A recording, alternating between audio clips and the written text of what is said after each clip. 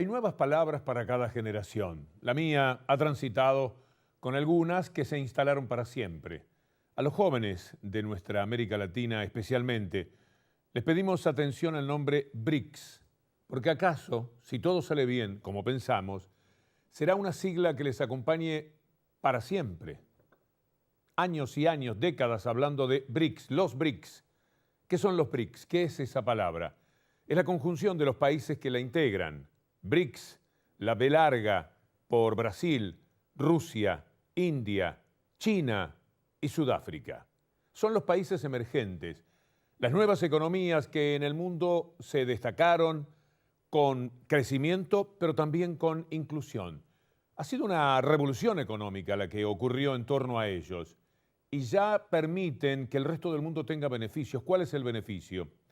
La multilateralidad, la multipolaridad de ese mundo que para nosotros, por ejemplo, en América Latina, siempre ha tenido un hilo conductor que es los Estados Unidos. Todo pasa por allí. Ahora podemos ir directamente a estas fuentes económicas tan pero tan importantes. El resultado inmediato es la creación de un banco de desarrollo con 50.000 millones de dólares de capital que empieza a funcionar en el año 2016. O sea que los BRICS significan una esperanza, fundamentalmente para los jóvenes del mundo.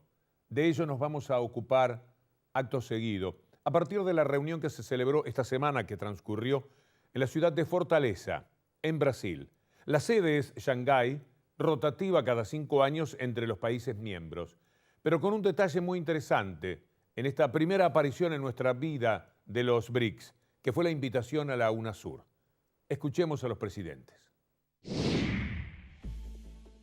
Senhoras e senhores, enfrentamos hoje enormes desafios no plano global. A situação econômico-financeira internacional mostra ainda uma modesta recuperação, mas as condições sociais revelam que parte da humanidade está mergulhada em uma recessão que, na sua esteira, provoca o desemprego e agrava as dificuldades e as desigualdades sociais. Para avançar na direção de uma economia do conhecimento, foi dito que será necessário fortalecer a cooperação em matéria de educação, de ciência, tecnologia e inovação. Na mesma linha, foi enfatizada a necessidade de realizar uma articulação horizontal nos países BRICS. Proponemos una alianza entre el ya nacido Banco del Sur, que se reúne el 24 de julio en Buenos Aires. Ya están designados sus gobernadores, su estructura, entre el nacido ya Banco del Sur y el naciente Banco del BRICS. Como resultado del encuentro, hemos firmado un significativo paquete de tratados bilaterales destinados a estimular la cooperación en diferentes esferas. En el centro de las conversaciones se encontraban las cuestiones económicas, ya que Brasil es un gran socio comercial. Además, Rusia está interesada en establecer los contactos con UNASUR bajo la participación de Brasil. Esta visita a Brasil es una oportunidad para reafirmar nuestro compromiso de continuar por el camino de la cooperación, una cooperación que debemos fortalecer aún más.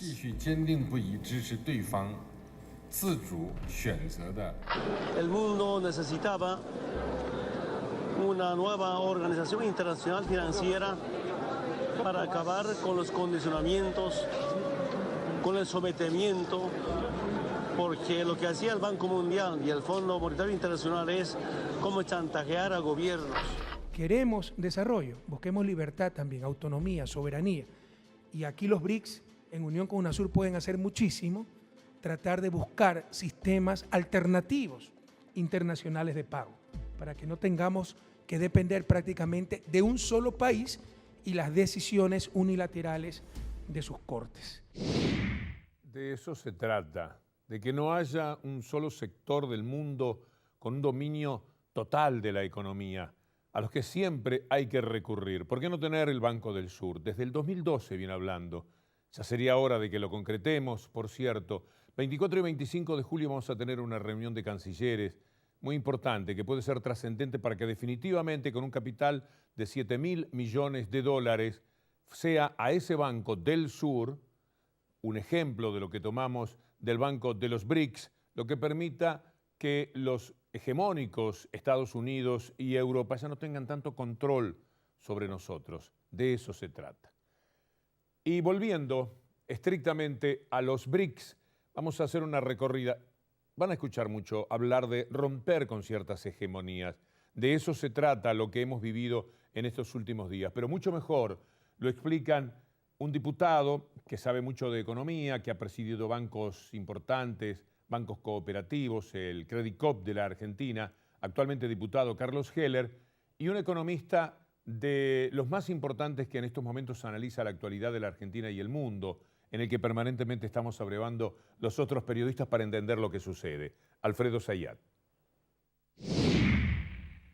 El nuevo Banco de Desarrollo del BRICS va a servir para América Latina para mostrarle a los países de la UNASUR o del Mercosur que es posible hacer un banco de desarrollo, o sea, que es posible impulsar el Banco del Sur, que el sendero para lograr mayor autonomía financiera de los organismos financieros tradicionales, como el Fondo Monetario y el Banco Mundial, es posible. Un banco de esta naturaleza, hay que explicárselo a la gente, no es el banco de la esquina.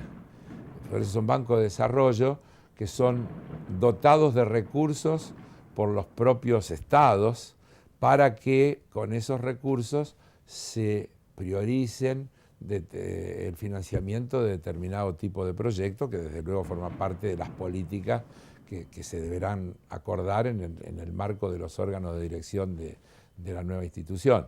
No es que el Banco de Desarrollo BRICS va a tener a América Latina como el canal especial para dirigir líneas de financiamiento de infraestructura, porque yo creo que inicialmente se van a prestar a sus propios países para financiar sus propios planes de infraestructura. Para América Latina va a servir como una referencia ineludible de que es posible, que es necesario, es imprescindible impulsar el Banco del Sur.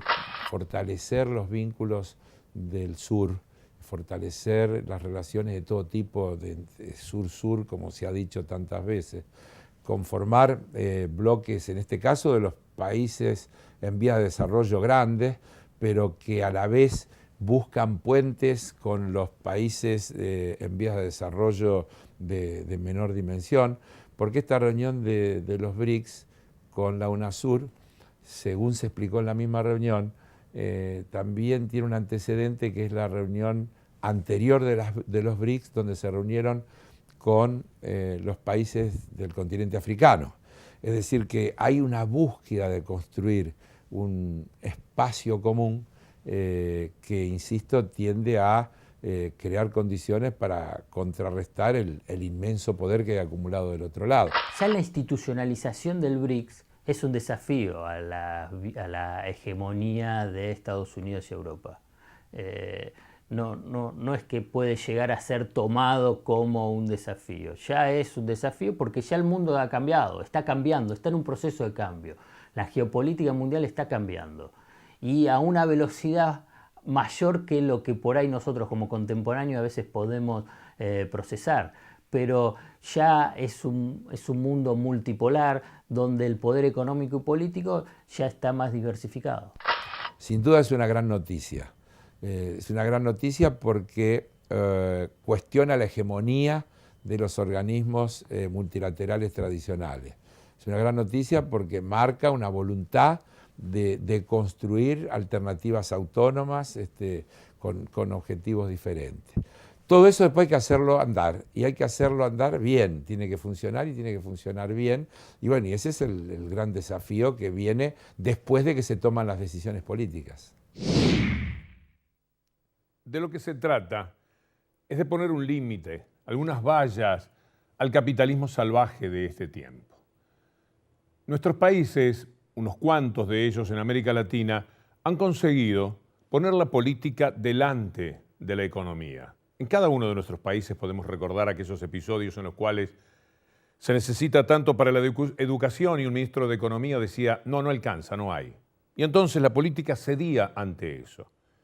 Es muy interesante lo que ha ocurrido porque en varios países la política dijo qué es lo que hay que hacer y la economía tuvo que someterse a eso, buscar los recursos, porque estaban, y está demostrado, que se pudo crecer, que se pudo incluir en nuestra América Latina. Cuando solamente tienen el control económico, el Fondo Monetario Internacional, el Banco Mundial, etcétera, y consecuentemente los Estados Unidos y los países más fuertemente capitalistas de Europa, se legisla y se ordena el mundo como para que haya permanentemente una extracción de recursos de los países más débiles, siempre hacia los más poderosos. Parte de eso es una legislación internacional muy bien aprovechada por los capitalistas más salvajes. En este caso vienen a ser los fondos buitres. Ya todos estamos entrenados en la materia fondos buitres. De eso nos vamos a ocupar en el próximo bloque de nuestro programa. Pero como introducción, vamos a escuchar lo que la presidenta argentina, Cristina Fernández de Kirchner, dijo frente a sus pares del mundo, explicando qué es lo que pasa entre la Argentina y los fondos buitres. Y Argentina, durante la gestión del presidente Kirchner, en el año 2005, reestructuró parte de su deuda externa y luego durante mi gestión, en el año 2010, llegó a la reestructuración del 92,4% del total de tenedores de bonos de la deuda argentina. Ahora bien, la deuda quedó un muy pequeño grupo que no aceptó entrar a ninguno de los canjes, ni al canje del año 2005, ni al canje del año 2010. Hicieron más de 900 juicios, litigaron en todo el mundo. Es bueno saber que estos fondos buitres que hoy están litigando contra la Argentina no fueron inversores en la Argentina. Compraron bonos que ya habían sido defaulteados y los compraron en el año 2008, cuando ya habían transcurrido 7 años que la Argentina había declarado el default. Estamos ante una situación que ya escapa siquiera a las cuestiones financieras globales.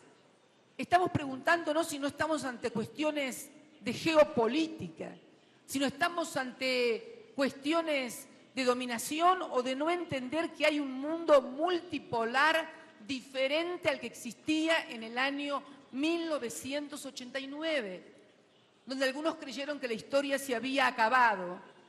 Y la historia no se acaba, la historia sigue porque los pueblos siguen. Y los países emergentes acá en la América del Sur y los países emergentes en otras regiones pudieron salir de sus situaciones e incorporar a millones de compatriotas a la salud, a la educación, a la vivienda, a los derechos elementales. Bueno, por eso vienen nuevamente para querer imponer un sobreendeudamiento en una Argentina muy rica. Una Argentina que además de ser octavo país en territorio del mundo, tiene apenas 40 millones de habitantes, lo cual tener la segunda reserva de gas y la cuarta de petróleo, y además constituir una de las productoras más importantes en materia de alimentos a nivel mundial, la constituye en una presa muy codiciada para todos.